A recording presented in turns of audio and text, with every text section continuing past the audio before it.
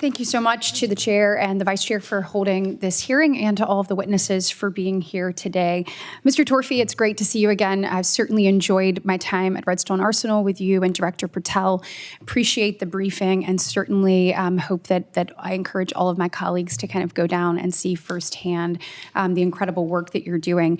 You and some of the experts at FBI Redstone also briefed us on technology developments and advancements which have made drones more lethal. And look, we know Redstone Arsenal is the epicenter of the FBI's technology, the capabilities and advanced training, and that we're going to play a central role in the FBI's strategy to combat these evolving threats of drones by providing the technological infrastructure and training facilities necessary to develop and implement effective counter-UAS strategies.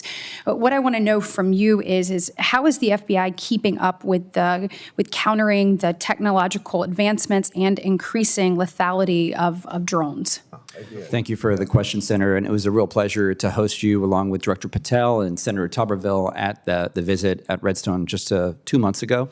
It was great for you to meet our people that do this and see some of the equipment that we use. The Redstone is a big part of that for us in that we have developed really strong relationships with the Department of Defense entities and contractor community down there. For example, the Program Executive Office Missiles and Space from the U.S. Army is right there up the street, and we have a budding memorandum of understanding with them for the validation of technologies that we can test in urban and suburban areas where we have that expertise, right? We deploy in places like New York City and Los Angeles, and we can provide that feedback back to the military. So it is just absolutely the perfect place for us to be doing this work. And with the investments that this Congress has made in those facilities and the Richard Shelby Center for Innovation and Advanced Technology, I've been able to see that facility grow in my 3.5 years living there. So it's about having that proximity to the other important parties in this space, and not just the Army, but with the other armed forces as well. Yeah, the collaboration was really incredible. I'm interested, as you're looking at the increased number of threats, what additional authorities do you need to adequately address these concerns?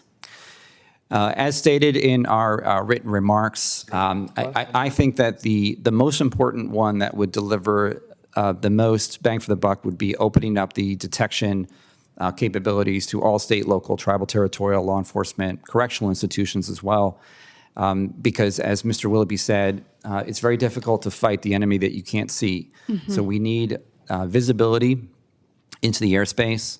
And now the FBI is not we don't monitor the airspace. We only deploy our equipment in very specific situations when there's an official need and an investigation that's occurring or a protection mission.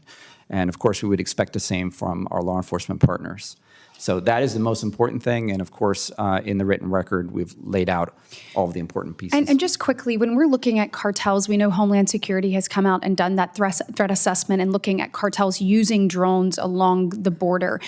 Is there anything in particular there that you think the Judiciary Committee needs to know, or do any state and local law enforcement need additional authorities to help us, help continue to be such good partners, but to help us combat that threat on the border?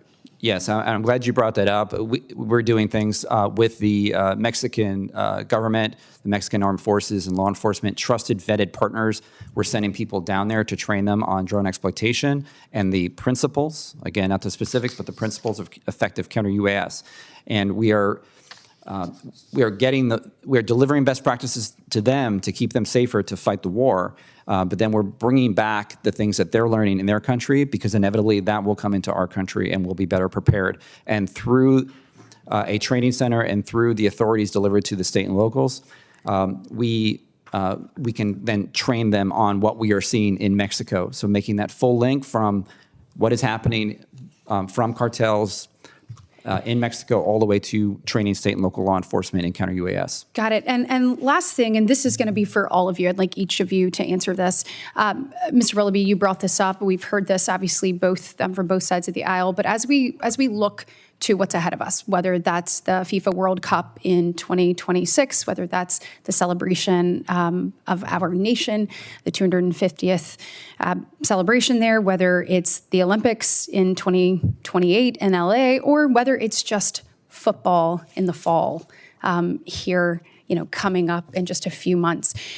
Talk to me about where we are with regards to current laws governing counter UAS authorities. Are they sufficient?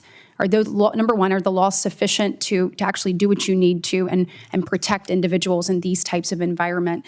And then the follow-up question is, do you have the resources and the technology available to you at your agency that you need, or do you need something greater in order to be able to protect American citizens coast to coast? And I'd like for all three of you to answer this question. Go ahead, Mr. Willoughby. Thank you for the question. I think from an authoritative perspective, those that have the authority right now have what they need in the current statute, and we'd like to see that extended for a much longer term so that they can continue to plan strategically and budget and train and resource appropriately for those events. As was mentioned, there are tens of thousands of events that go unprotected every year from these types of threats, and we can't be everywhere, right? The federal presence, whether that's FBI or one of the DHS components, we can't be at every event.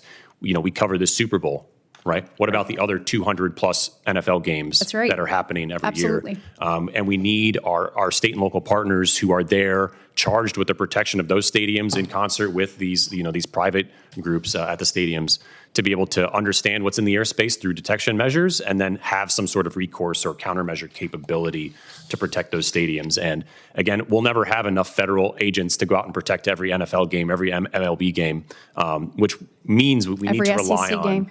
Yeah, we need to rely on these state and locals as these force multipliers out there. And so beyond just keeping what we have from an authoritative perspective, we also need to look at a responsible expansion to those state and locals, to other departments or agencies at the federal level who could assist with this and close some of those gaps.